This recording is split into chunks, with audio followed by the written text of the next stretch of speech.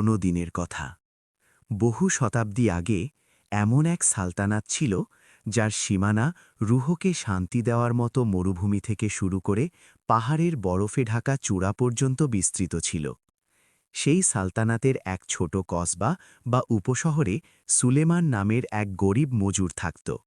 রোগা পাতলা শরীর, চেহারায় মেহনতের ছাপ, কিন্তু চোখে এমন এক জ্যোতি যা কেবল আল্লাহর ওপর ভরসা রাখা মানুষদের মধ্যেই পাওয়া যায়।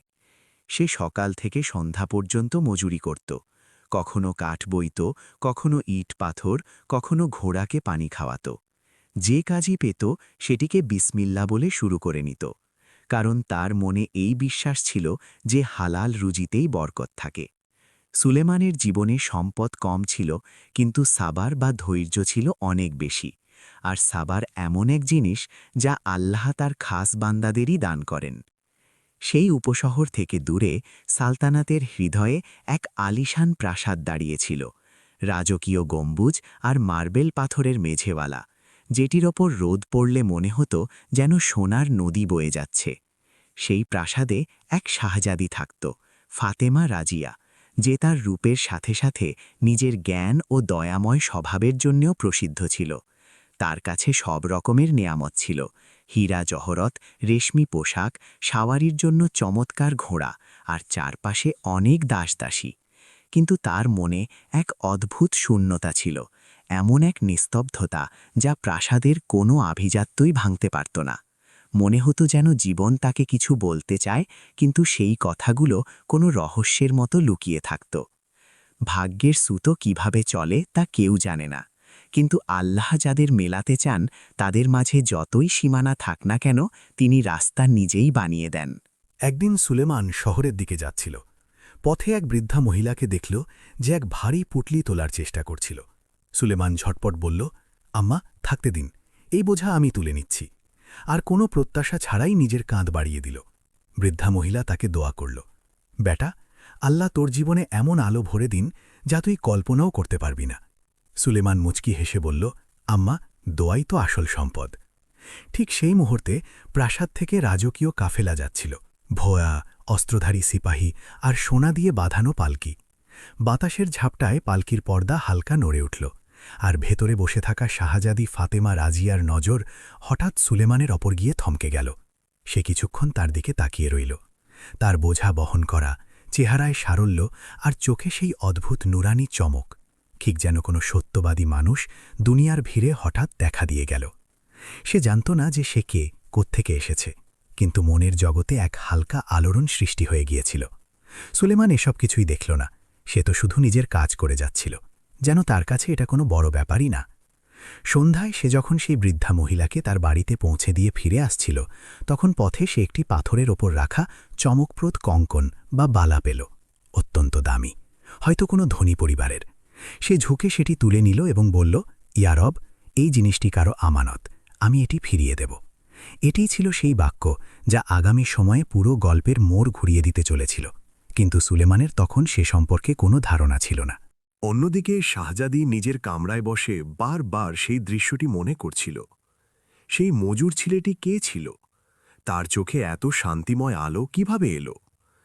প্রাসাদের উঁচু দেয়ালের ভেতরে বেড়ে ওঠা শাহজাদির প্রথমবার মনে হলো যে বাইরের জগতেও কিছু একটা আছে যা প্রাসাদে পাওয়া যায় না। রাতে সে নিজের কঙ্কনটি খুঁজতে লাগল, কিন্তু সেটি কোথাও পাওয়া গেল না। ঘাবড়ে গিয়ে সে তার পরিচারিকা নাসিমাকে জিজ্ঞেস করল, নাসিমা, আমার সেই গয়নাটি কোথায়? ওটা তো আমার মায়ের স্মৃতি ছিল। নাসিমা অনেক চেষ্টা করল, কিন্তু কঙ্কনটি পাওয়া গেল না। সেই মুহূর্তে ফাতেমা রাজিয়ার মনে হঠাৎ এক কণ্ঠস্বর জেগে উঠল, যেন কুদরত বলছে, তোমার কঙ্কন তার কাছেই গিয়েছে যে তার মর্যাদা বোঝে। এদিকে সুলেমান কঙ্কনটি নিয়ে নিজের কুঁড়ে ঘরে বসে ভাবছিল, কোনো আমিরের হবে হয়তো, কিভাবে ফেরত দেব? প্রাসাদে যাওয়ার সাহস তো নেই, কিন্তু আমানত কখনো আত্মসাৎ করা যায় না। সারা রাত তার চোখে ঘুম এলো না। তার মনের গভীরে এই কথাটি গেঁথে গিয়েছিল যে হয়তো আল্লাহ কোনো পরীক্ষা নিচ্ছেন। সকালে সে নামাজ পড়ে দোয়া করে বেরিয়ে পড়ল প্রাসাদের দিকে। সপ্তাহের পর সপ্তাহ প্রাসাদের দরজায় দাঁড়িয়ে থাকা সিপাহীরা তাকে কখনো দেখেনি, কিন্তু আজ সে যখন পৌঁছালো তখন এক অদ্ভুত আবেশ ছিল। সে সিপাহীদের বলল, জনাব, এই কঙ্কনটি সম্ভবত প্রাসাদের কারো, আমি এটি ফেরত দিতে এসেছি, কোনো অপবাদ চাই না। সিপাহীরা তার সারল্য দেখে অবাক হয়ে গেল। এমন সময়ে যখন মানুষ ধনীদের জিনিস পেয়ে পালিয়ে যায়, তখন এক গরিব মজুর সেটি ফেরত দিতে এসেছে। তারা তাকে ভেতরে যাওয়ার অনুমতি দিল, তবে সাথে নজরদারিও রাখল যাতে এই লোক কোনো চাল না চালে। ওদিকে শাহজাদি ফাতেমা রাজিয়া নিজের কামরার বারান্দায় দাঁড়িয়েছিল। হঠাৎ সে নিচে আঙিনায় সেই মজুরকে দেখল, যার স্মৃতি সারা রাত তার মন থেকে সরেনি। সে নিচে নেমে তার উজিরকে বলল, আমি ওই মজুরের সাথে দেখা করতে চাই। উজির অবাক হয়ে জিজ্ঞেস করল, শাহজাদি সালামত, এক গরিব মানুষের সাথে? ফাতেমা কঠোরভাবে বলল, মানুষের মর্যাদা তার পোশাক দিয়ে হয় না, তার চরিত্র দিয়ে হয়। আর এই কথাটিই ছিল শাহজাদির আসল চরিত্রের বহিঃপ্রকাশ। যখন সুলেমানকে শাহজাদির সামনে আনা হলো, সে থতমত খেয়ে গেল। সে মাথা নিচু করে নিল। ফাতেমা নরম সুরে জিজ্ঞেস করল, এই কঙ্কন তুমি কোথায় পেলে? সুলেমান পুরো ঘটনা বর্ণনা করে দিল, কোনো রকম সাজিয়ে গুছিয়ে বলা বা অতিশয়োক্তি ছাড়াই।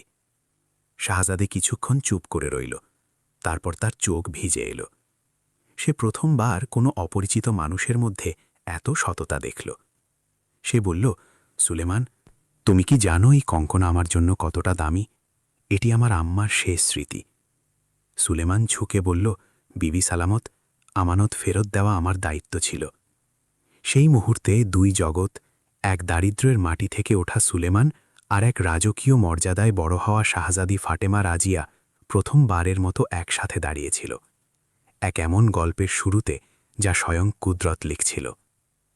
কিন্তু প্রাসাদে সবাই এই সাক্ষাতে খুশি ছিল না। শাহজাদির খাজানজি, যে সব সময় রেশারেশি করত যে কি করে কোনো গরিব শাহজাদির কাছে গুরুত্ব পেতে পারে, তার মনে সন্দেহ দানা বেঁধেছিল। সে ভাবল, এই মজুর গরিব ঠিকই, কিন্তু হতে পারে সে কোনো চাল চালছে। এই ভাবনাটিই ছিল আগামী সময়ে তুফান নিয়ে আসার কারণ। রাতে সুলেমান যখন প্রাসাদ থেকে বেরোল, সে বুঝতে পারছিল না আজ কি হল। শুধু মনে এক অদ্ভুত আলোড়ন ছিল, ঠিক সেই আলোড়ন যা হয়তো শাহজাদির মনেও ছিল। দুজনেই নিজ নিজ পথে চলে গেল, কিন্তু ভাগ্যের সুতো এখন মজবুতভাবে বেঁধে গিয়েছিল। আর সুলেমানের সারল্য ও শাহজাদি ফাতেমা রাজিয়ার কোমল হৃদয় এখন এক কৃত্রিম প্রতিবন্ধকতার সামনে দাঁড়িয়েছিল। প্রাসাদের পরিবেশ এখন প্রশ্ন আর কানাঘুষায় ভরে গিয়েছিল। মানুষ প্রাসাদের আঙিনায় দাঁড়িয়ে নিজের মতো করে বিচার করছিল। কেউ বলছিল যে বাস্তবে সততার কোনো মূল্য আছে, তো কারো মুখে আভিজাত্যের দম্ভ ছিল। সুলেমানকে যখন প্রাসাদ থেকে বিদায় দেওয়া হলো, তখন সারা পথ তার মনে এক অদ্ভুত সুর বাজছিল। সে না তো খুব খুশি ছিল, না খুব উদাস। শুধু সেই বৃদ্ধা মহিলার দেওয়া আশীর্বাদ তার সাথে ছিল। সে নিজের ছোট ঘরে পৌঁছাল তো দেখল গায়ের লোক আগে থেকেই খবর ছড়িয়ে দিয়েছে, আরে সুলেমান, তুই শাহজাদিকে কঙ্কন ফেরত দিলি। বাচ্চারা তার দিকে ছুটে এলো, আর বড়দের চোখে গর্ব ফুটে উঠল। তার মায়ের স্মৃতি, যা এখন কেবল হৃদয়েই আছে, তার বুকে আবার নাড়া দিয়ে গেল। সে দোয়া করল, আল্লাহ তোকে এই নেক কাজের প্রতিদান দিন। সুলেমান শুধু বলল, আল্লাহর কাছে কিছু চাইনি, শুধু কর্তব্য পালন করেছি। এদিকে প্রাসাদে ফাতেমা রাজিয়ার মনেও অস্থিরতা ছিল।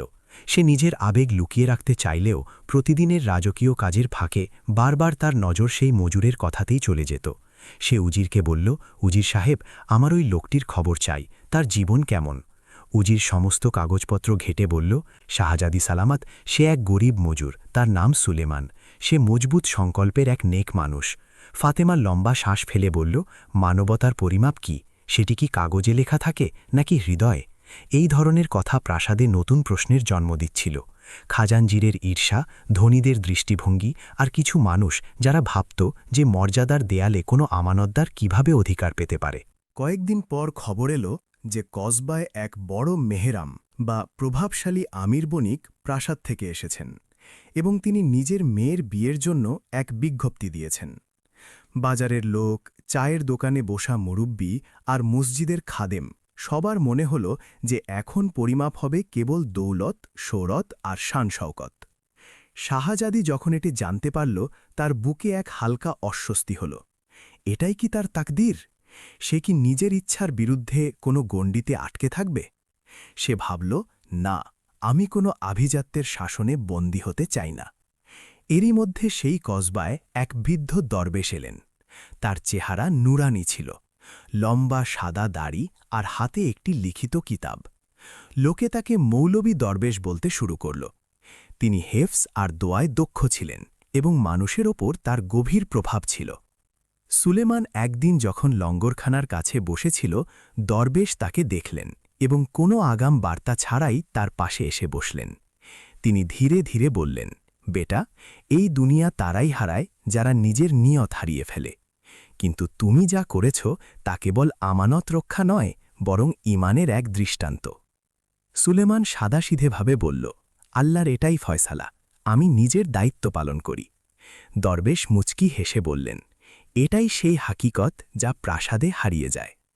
সততার আলো আর সময়ের স্রোতে খাজানজি এবং সেই আমির বণিক মিলে পরিকল্পনা করল যাতে সুলেমানের সারল্যকে কলঙ্কিত করা যায়, যাতে শাহজাদির মন কোনো অযোগ্য ব্যক্তির প্রতি না ঝোঁকে। খাজানজি প্রাসাদের কিছু বিশ্বস্ত চাকরকে বলল যে তারা যেন সুলেমানের ভাবমূর্তি নষ্ট করে। তারা কিছু গুজব ছড়িয়ে দিল যে সে আগে চুরি করত অথবা কোনো আমিরের সাথে যোগসাজশ করে প্রতারণা করে। কিন্তু আল্লাহর রাস্তা কখনো বদলায় না। মানুষের জবান বদলাতে পারে, কিন্তু হৃদয়ের দেখভাল আল্লাহ নিজেই করেন। আর শাহজাদি সুলাইমানের সাথে দেখা করার এক তীব্র ইচ্ছা প্রকাশ করল। নাসিমা আর কিছু নেকনিয়ত খাদিমের সাহায্যে সে গ্রামে গিয়ে সুলাইমানের ঘরের হালচাল জানল। যখন সে সেখানে পৌঁছাল, দেখল সুলাইমান ঠিক তেমনই যেমনটি সে ভেবেছিল। চোখে প্রশান্তি, চেহারায় মেহনতের ছাপ, আর ঘরের বাইরে মাটির কুড়ে ঘরের উনুনে রুটি সেকা হচ্ছিল। বাচ্চাদের হাসি আর মুরব্বীদের দোয়ার সুবাস সেখানে ছড়িয়েছিল। ফাতেমা ধীরে থেকে বলল, সুলাইমান, তোমার পরিবারের কিসের অভাব আছে? সুলাইমান আধ্যাত্মিক প্রশান্তি নিয়ে বলল, হুকুমতের দোয়ার প্রয়োজন নেই, শুধু আমার দিনকাল ঠিকমতো চললেই আমার মুক্তি। তার এই বিনয় ফাতেমার হৃদয়ে গভীর ছাপ ফেলল। সে ভাবল যে চোখের সামনে দেখা প্রতিটি মানুষ নিজের ভেতরে এক আলাদা জগৎ নিয়ে চলে, আর মানুষের চোখ তো প্রতিদিন কিছু না কিছু বিচার করতে থাকে। কিন্তু একদিন সন্ধ্যায় এমন হল যে সুলাইমান তার ঘরে এক আশ্চর্যজনক খবর শুনল। প্রাসাদ থেকে একটি চিঠি এলো, যাতে লেখা ছিল যে প্রাসাদের আদেশে সুলাইমানকে শহরে কাজের জন্য আমন্ত্রণ জানানো হচ্ছে, যাতে তাকে সেখান থেকে ভালো কর্মসংস্থান দেওয়া যায়। এই চিঠি কোনো নেকনিয়ত মানুষের ভুল ছিল নাকি কোনো ভালো ইচ্ছার প্রদর্শনী, কে জানে। সুলাইমান আশা করল যে এটি তার আবেগ এবং তার পরিবারের মঙ্গলের জন্য হবে, কিন্তু পাশাপাশি মনে ভয়ও ছিল। আমি কি প্রাসাদের রীতিনীতির মধ্যে নিজের ঈমান হারিয়ে ফেলব? সে দোয়াতে নিজের নিয়ত পরিষ্কার করল আর দরবেশের সাথে দেখা করল। দরবেশ তার কবজি ধরে বললেন, বেটা, যেখানেই যাও মনকে সোজা রেখো। মানুষ সেটাই হয় যা তার মনে থাকে, পোশাকে নয়। সুলাইমান মাথা নিচু করে বলল, ইনসাফের পথে আল্লাহই সাথী। প্রাসাদে এই খবর শুনে কিছু মুখ হাসল আর কিছু মুখ গোমরা হয়ে গেল। খাজানজি ভাবল, এটাই সুযোগ। সে সুলেমানকে শহরে পাঠাবে এবং সেখানে তাকে অযোগ্য প্রমাণ করার আপ্রাণ চেষ্টা করবে। কিন্তু ফাতেমা নিজের আওয়াজ তুলল এবং বলল, যদি খোদাতালা কাউকে নেক বানিয়ে থাকেন, তবে আমাদের উচিত তাকে সাহায্য করা, তখত্তাস দিয়ে তাকে বিচার করা নয়। তার এই কঠোরতা সেই মানুষদের জন্য নতুন ছিল, যাদের অভ্যেস কেবল রসম আর শান শকতের কদর করা। এভাবেই গল্প এগোতে থাকল। সুলেমান শহরে গেল, প্রাসাদ তাকে কাজে নিয়োগ দিল, কিন্তু শহরের রঙিন আর দ্রুতগতির জগতে সে নতুন নতুন পরীক্ষার মুখোমুখি হতে লাগল। কিছু মানুষ তার সারল্য নিয়ে উপহাস করত, কিছু মানুষ তার সাথে বন্ধুত্ব করত, আর কিছু লোক তার ভালো মানুষকে নিজের স্বার্থে ব্যবহার করত। ফাতেমা প্রতিদিন প্রাসাদের বারান্দা থেকে তার খবর নিত আর দোয়া করত। দরবেশ তার পথে আলো হয়ে দাঁড়িয়েছিলেন। তিনি প্রায়ই সুলেমানকে পরামর্শ দিতেন এবং বলতেন, সবর করো, সবরের ফল মিষ্টি হয়। সুলেমান যখন শহরে পৌঁছাল, প্রথম দর্শনেই তার মনে হল যে এই জায়গা তার গ্রাম থেকে একদম আলাদা। উঁচু ইমারত, জনাকীর্ণ রাস্তা, চারদিকে শোরগোল, আর প্রতিটি মানুষ নিজের জগতে মগ্ন। সুলেমান নিজের সাধারণ পোশাকে সেখানে কিছুটা আলাবা লাগছিল, কিন্তু তার মনে ভয়ের চেয়ে আল্লাহর ওপর ভরসা বেশি ছিল। শহরের দপ্তরে তাকে জানানো হলো যে তাকে শাহী আস্তাবল বা খাবারের গুদামে কাজ দেওয়া হচ্ছে, যেখানে শহরের সওয়ারি গাড়ি আর প্রাসাদের ঘোড়ার খাবারের ব্যবস্থা হতো। কাজ খুব কঠিন ছিল না, কিন্তু সেখানে কাজ করা মানুষজন ব্যঙ্গ করায় পটু ছিল। কেউ বলল, এ তো সেই মজুর যে শাহজাদির সাথে দেখা করতে গিয়েছিল। অন্যজন হেসে বলল, আমানত ফেরত দেওয়া সেই গরিব লোকটা, দেখিস শহরের হাওয়া একেও বদলে দেবে। সুলেমান কারও কথার জবাব দিল না। সে শুধু নিজের কোণে দাঁড়িয়ে কাজ শুরু করে দিল। প্রতিটি দানা, প্রতিটি বস্তা, প্রতিটি কাঠকে সে ইবাদতের মতো বহন করত, ঠিক যেমন রাজমিস্ত্রি মসজিদে দেয়াল গাঁথে। কিন্তু শহরে পরীক্ষা মানুষের তানা বা ব্যঙ্গ থেকে নয়, বরং ষড়যন্ত্র থেকে আসে। শহরের দপ্তরের এক অফিসার, যার নাম জাফর ছিল, সে খাজানজির খাস লোক ছিল। তাকে স্পষ্ট নির্দেশ দেওয়া হয়েছিল যে সুলেমানকে যেভাবেই হোক বদনাম করতে হবে। সে শুরুর দিনগুলোতেই সুলেমানকে এমন সব কাজ দিল যা তার শক্তির চেয়ে কয়েক গুণ ভারী ও কঠিন ছিল। কখনো সারারাত গুদাম পাহারা দেওয়া, কখনো ডাবল ডিউটি, আবার কখনো শহরের বাইরের এলাকাগুলোতে খাবার পৌঁছে দেওয়া, যেখানে চোর ডাকাতরা প্রায়ই ওত পেতে থাকত। এক রাতে যখন শহরে হাড় কাঁপানো শীত ছিল, জাফর তাকে বাইরের এক এলাকায় ঘোড়ার দানা পৌঁছে দেওয়ার আদেশ দিল। সুলেমান বিসমিল্লা বলে বেরিয়ে পড়ল।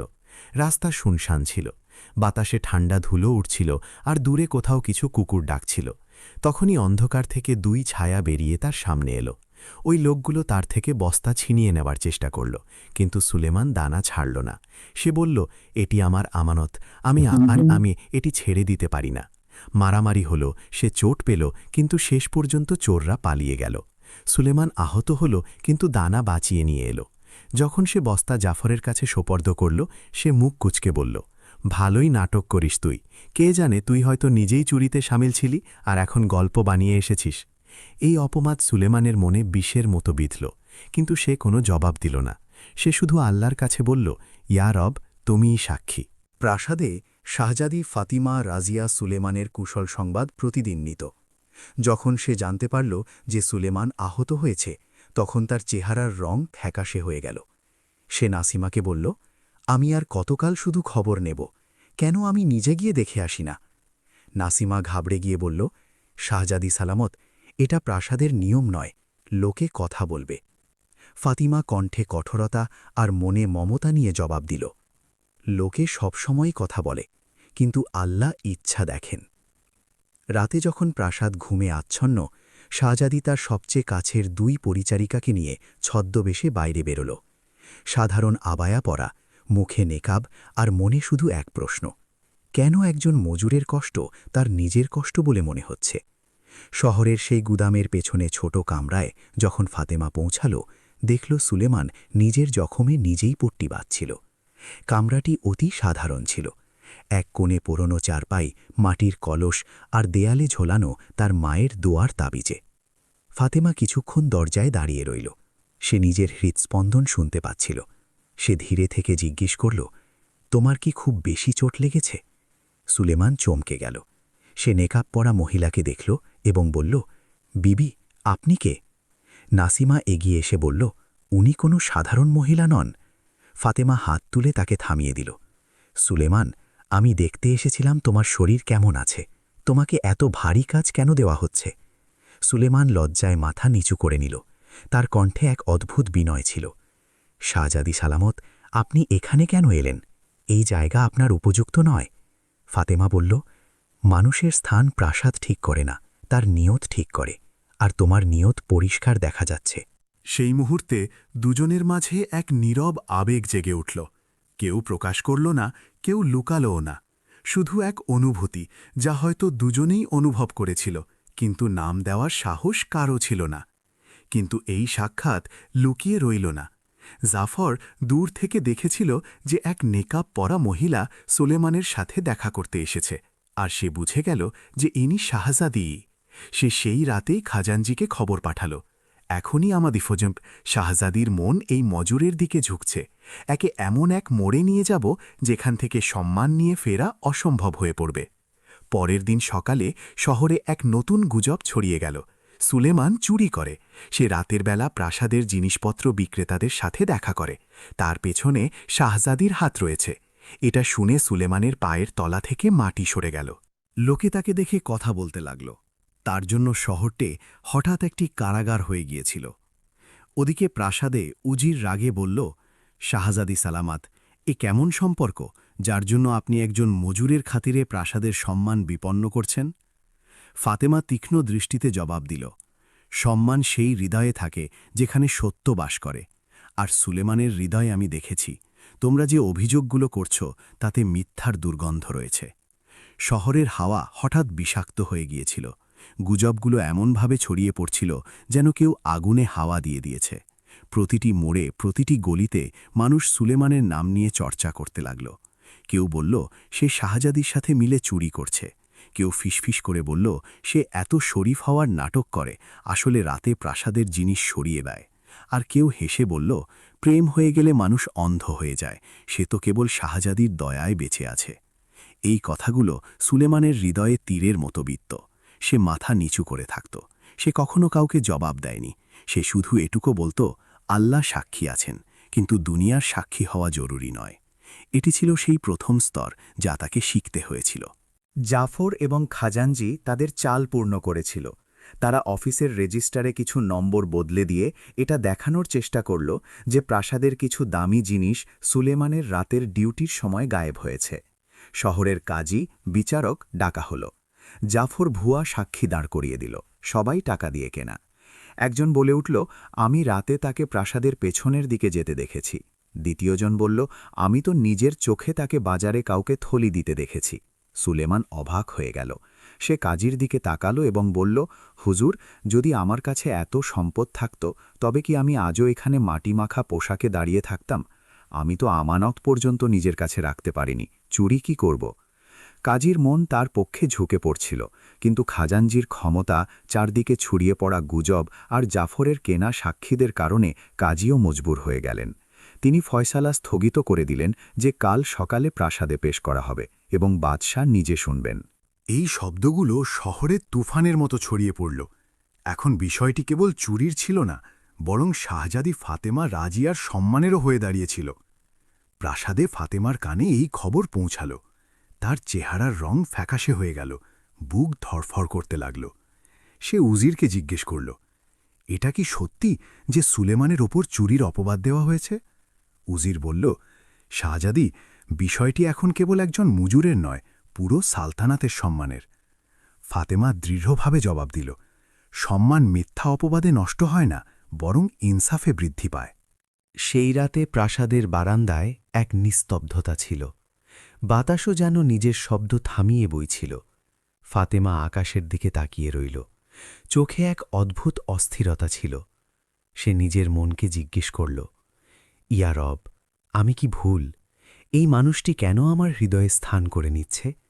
তার সততা কেন আমার কাছে এত পরিষ্কার দেখায়? কিন্তু জবাব বাতাসে ছিল না, সেটি সুলেমানের শবরের মধ্যে লেখা ছিল। সেই রাতে সুলেমান একা বসেছিল। তার কামরায় দরবেশ এলেন। বেটা, তুই কি জানিস যে তুফান যখন আসে তখন দুটি জিনিস নিয়ে যায়, শুকনো পাতা আর মিথ্যা। যে সত্যবাদী হয় সে বেঁচে থাকে। সুলেমানের চোখ ভিজে এলো। দরবেশ সাহেব, আমি কি করব? দুনিয়া আমার উপর বিশ্বাস করছে না। দরবেশ তার কাঁধে হাত রাখলেন। শুধু নিজের জবান এবং হৃদয় পরিষ্কার রাখ, কালকের দিন সত্যের আওয়াজ নিয়ে আসবে, যদি তুই নিজের ওপর বিশ্বাস না হারাস। পরদিন সকালে প্রাসাদের বড় দরবার মানুষে ভরে গিয়েছিল। বাদশাহ নিজে সিংহাসনে বসেছিলেন, শাহজাদি পর্দার আড়ালে দাঁড়িয়েছিলেন। সুলেমানকে দরবারে ডাকা হল। এক সাধারণ মজুর, যার বিরুদ্ধে পুরো দুনিয়া দাঁড়িয়ে আছে বলে মনে হচ্ছিল। জাফর এগিয়ে এলো, নথিগুলো নাড়িয়ে বলল, আলম্পনা, প্রমাণ মজুদ আছে, রেজিস্ট্রারের হিসেবে কারচুপি, সাক্ষীদের বয়ান এবং সুলেমানের রাতের ডিউটি। বাদশাহ গম্ভীর কণ্ঠে জিজ্ঞেস করলেন, সুলেমান, তুই কি বলতে চাস? সুলেমান সাহস জোগাল, আলম্পনা, আমি গরিব কিন্তু চোর নই। আমি যদি রেজিস্ট্রার ছুঁয়ে থাকি তবে আমার হাত কেটে দিন। আমি যদি রাতে প্রাসাদে কদম রেখে থাকি তবে আমাকে কয়েদ করুন। আমি যা করেছি তা কেবল সততার জন্য করেছি, আর যা করিনি তার অপবাদ আমি কিভাবে মেনে নেব? হলে পিন পতন নীরবতা ছেয়ে গেল। তখনই হঠাৎ শাহজাদি পর্দার আড়াল থেকে বাইরে বেরিয়ে এলেন। এটি এমন এক পদক্ষেপ ছিল যা কেউ ভাবতেও পারেনি। তিনি বাদশাহর সামনে নত হয়ে বললেন, আব্বাজান, যদি আপনি এই গরিব মজুরকে গুনাগার সাব্যস্ত করেন তবে বিশ্বাস করুন এই সালতানাত গুনার সাথে দাঁড়িয়ে যাবে। আমি নিজের চোখে তার সত্যবাদিতা দেখেছি। যদি কেউ মিথ্যা বলে থাকে তবে তা এই নথিগুলো, সুলেমান নয়। পুরো দরবারে কানাকানি ছড়িয়ে পড়ল। শাহজাদি তার জন্য সাক্ষ্য দিচ্ছেন। বাদশাহর চোখ ছোট হয়ে এলো। ফাতেমা, তুই একজন মজুরের পক্ষে দাঁড়াচ্ছিস? ফাতেমা অবিচলভাবে জবাব দিল, আব্বাজান, আমি ইনসাফের পক্ষে দাঁড়িয়েছি। মজুর হোক বা শাহজাদা, সত্য তো সত্যই হয়। এই একটি বাক্য পুরো পরিবেশের আমেজ বদলে দিল। বাদশাহ এখন ভাবনায় পড়ে গেলেন। সুলেমানের বিরুদ্ধে অপবাদ দেওয়া সহজ ছিল, কিন্তু শাহজাদির চোখে ভয় নয়, বরং সত্যের আভা ছিল। হঠাৎ দরবেশ দরবারে দাখিল হলেন। সাদা দাড়ি, টলমলে কদম, কিন্তু কণ্ঠে এক অপূর্ব প্রশান্তি। তিনি বললেন, আলমপুনাহা, দুটি কথা আছে, একটি যা মানুষ দেখায় আর অন্যটি যা হৃদয়ে লেখা থাকে। আমার বিশ্বাস যে সুলেমানের ওপর এই অপবাদ মিথ্যা। আল্লাহ মিথ্যার পর তার নিজেই ফাঁস করে দেন। বাদশাহ তাকে সম্মানের সাথে বসতে বললেন। দরবার এখন এক নাজুক মোড়ে দাঁড়িয়েছিল। নীরবতা গভীর হল, মানুষের নিঃশ্বাস থেমে গেল। আর ঠিক তখনই সেই প্রথম সূত্রটি সামনে এলো, যা সুলেমানের তাকদীর বদলে দিতে চলেছিল। একজন চাকর দৌড়ে এলো, হাতে একটি পুরনো থলি নিয়ে। আলমপুনাহা, এই থলিটি আমরা প্রাসাদের পেছনের দিকে পেয়েছি, আর এর ভেতরে সেই জিনিসগুলোই আছে যা চুরির অপবাদ দেওয়া হয়েছিল, আর এর ওপর জাফরের মোহর লাগানো আছে। দরবারে হুলুস্থুল পড়ে গেল। ফাতেমা দীর্ঘশ্বাস নিলেন। সুলেমানের চোখ ভিজে এলো। দরবেশ আকাশের দিকে তাকিয়ে বললেন, আল্লাহ সত্যবাদীদের সঙ্গ ছাড়েন না। দরবারে যেন কেউ পাথর ছুঁড়ে দিল। মানুষের চেহারা বদলে গেল। জাফরের ধমনীর রং ফ্যাকাশে হতে লাগল, আর খাজাঞ্জির কপালে ঘামের ফোঁটা জমে উঠল। চাকরটি আবার বলল, আলমপনাহা, এই থলিটি সেই জায়গা থেকে পাওয়া গিয়েছে যেখানে জাফর প্রায় মাঝরাতে যেত। প্রহরীরা বলছে যে সে সেই রাতেও কিছু গোলমাল করেছিল। হলে ফিসফিসানি শুরু হলো। তাহলে এইসব চাল তারই ছিল। ওই মজুর তো নির্দোষ বেরোল। শাহজাদি ঠিকই বলছিলেন। জাফর নিজেকে সামলানোর চেষ্টা করে বলল, আলমপনাহা, এটি মিথ্যা। এই ষড়যন্ত্র অন্য কেউ করেছে। কেউ আমার মোহর চুরিও করতে পারে। শাহজাদি ফাতেমা রাজিয়া এগিয়ে এসে বললেন, যদি কেউ তোমার মোহর চুরি করত জাফর, তবে তুমি কখনো এর অভিযোগ করনি কেন? আর ওই সাক্ষীদের কি হবে যারা তোমারই লোক? জাফর জবাব দিতে পারল না। খাজাঞ্জি তার দিকে তাকিয়ে নজর নিচু করে নিল, কিন্তু তার চেহারায় এমন উত্তেজনা ছিল যেন কোনো গভীর ভয় তাকে গ্রাস করেছে। বাদশাহ ভারী কণ্ঠে বললেন, জাফর, তুই কি বলতে চাস যে আমাদের সালতানাতের সামনে পেশ করা সমস্ত প্রমাণ মিথ্যা, আর তুই একজন মজুরকে বদনাম করতে চলেছিলি? জাফর হাঁটু গেড়ে বসে পড়ল। আলমপনাহা, আমার ভুল হয়েছিল। আমি কেবল শাহজাদিকে। সে চুপ হয়ে গেল। তার শব্দগুলোই তার বিরুদ্ধে সাক্ষ্য হয়ে দাঁড়াল। বাদশার চোখ লাল হয়ে গেল। ওকে কয়েদখানায় নিয়ে যাও, কাল সকালে ওর বিচার হবে। সিপাহীরা জাফরকে টেনে নিয়ে গেল। দরবারে মানুষ দাঁড়িয়ে পড়ল। বিস্ময়, লজ্জা আর শিক্ষার এক অদ্ভুত রং ছড়িয়ে পড়েছিল। এখন সবার নজর সুলেমানের ওপর পড়ল। সে ওখানেই দাঁড়িয়েছিল, মাথা উঁচুতেও নয়, নিচুতেও নয়। কেবল এক অদ্ভুত নির্লিপ্ততা ছিল তার চোখে, যেন সে বিশ্বাস করতে পারছে না যে আল্লাহ এত তাড়াতাড়ি তার নির্দোষ হওয়ার সাক্ষ্য নিজেই পেশ করে দেবেন। বাদশাহ তাকে বললেন, সুলেমান, তুই নিজের সত্যতা প্রমাণ করেছিস। আমরা তোকে সন্দেহ করেছিলাম, সেটি আমাদের ভুল ছিল। বল, তোর কি কোনো আবদার আছে? সুলেমানের জন্য প্রশ্নটি সহজ ছিল, কিন্তু পরিস্থিতি গম্ভীর। সে বলল, আলমপনা, আমি কেবল এটাই চাই যে আমার ওপর থেকে মিথ্যার সমস্ত দাগ মুছে যাক। আমার আর কিছু চাই না। রুজি রোজগার আমি নিজেই করে নেব। আল্লাহ আমার সহায়। বাদশাহ কিছুক্ষণ তার দিকে তাকিয়ে রইলেন। তার কণ্ঠে এখন কোমলতা নেমে এসেছে। তোর সত্যবাদিতা আমার হৃদয় ছুঁয়ে গিয়েছে। সালতানাতে তোর মতো সৎ মানুষের প্রয়োজন। আজ থেকে তুই শাহী আশিয়ানা ইমদাদের নিগ্রান তত্ত্বাবধায়ক হবি। পুরো দরবার অবাক হয়ে গেল। এক সাধারণ মজুর এখন এক বড় পদে। ফাতেমা রাজিয়ার চোখে উজ্জ্বলতা ফুটে উঠল। তার রব সুলেমানকে কেবল নির্দোষ প্রমাণ করেননি, বরং তার উপর করুণাও করেছেন। অন্যদিকে খাজাঞ্জির চেহারা শুকিয়ে গিয়েছিল। তার ভেতরের বিষ এখন তাকেই দংশন করছিল। সে জানত যে জাফর পতনের পর তার চালগুলো ফাঁস হয়ে যেতে পারে, আর এই ভয় তাকে ভেতর থেকে কুড়ে কুড়ে খাচ্ছিল। দরবার শেষ হল। সুলেমান বাইরে বেরোল।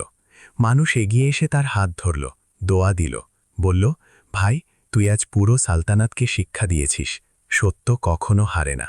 যখন শহরের হাওয়ায় হালকা ঠান্ডা ছিল, সুলেমান নিজের কামরায় বসে আল্লাহর শুকরিয়া আদায় করছিল। তখনই দরজায় টোকা পড়ল। সে দরজা খুলল। সামনে শাহজাদি ফাতেমা রাজিয়া দাঁড়িয়েছিলেন। এবার নেকাব খোলা ছিল। তিনি প্রথমবার পূর্ণ ব্যক্তিত্বের সাথে তার সামনে ছিলেন। আলো, কোমলতা আর এক এমন স্থিরতা যা কোনো আত্মার গভীর থেকে বের হয়। সুলেমান, তিনি ধীরে থেকে বললেন, আজ আল্লাহ তোমার জন্য ফয়সালার দরজা নিজেই খুলে দিয়েছেন। সুলেমান লজ্জায় চোখ নিচু করে ফেলল। শাহজাদি সালামাত, আপনি আমার জন্য দরবারে কথা বলেছেন, এটি আমার প্রাপ্য ছিল না। ফাতেমা হাসলেন, এক মাসুম এবং প্রশান্তিদায়ক হাসি। ইনসাফের জন্য আওয়াজ তোলা কারো ওপর এহসান নয়, ওটি কর্তব্য হয়। তারপর তিনি কিছুক্ষণ চুপ করে রইলেন, যেন হৃৎস্পন্দনকে নিজের শব্দে পরিমাপ করছেন। সুলেমান, তুমি বদলে যাওনি। তুমি ঠিক ততটাই স্বচ্ছ যতটা প্রথম দিন ছিলে। শহরের হাওয়া তোমাকে বদলাতে পারেনি, এটি দেখে আমার আনন্দ হচ্ছে। সুলেমানের বুক ধড়ফড় করে উঠল। সে কিছু বলতে চাইল, কিন্তু শব্দগুলো গলায় আটকে গেল। ফাতেমা ঘুরলেন, তারপর এক কদম চলতে চলতে থেমে বললেন, আর হ্যাঁ সুলেমান, আজ যখন তুমি বললে যে তোমার কোনো সম্পদ চাই না, তখন হয়তো তুমি দেখিয়ে দিলে যে আসল সম্পদ কি।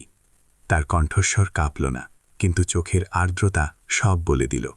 শাহজাদি চলে গেলেন। সুলেমান দরজায় দাঁড়িয়ে রইল। মনে এক হালকা উষ্ণতা, এক আশা বলার সাহস এখনও কারো হয়নি।